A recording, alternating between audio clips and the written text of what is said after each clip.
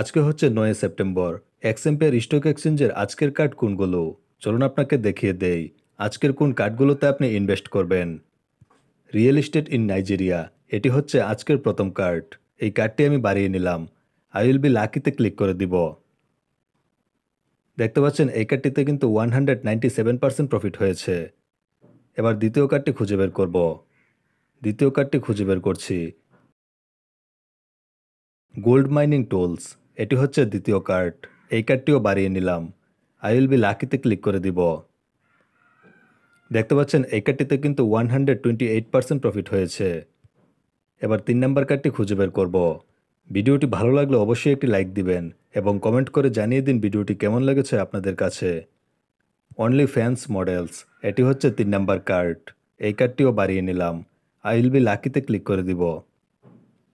দেখতে পাচ্ছেন এই কার্ডটিতে কিন্তু 417% প্রফিট হয়েছে।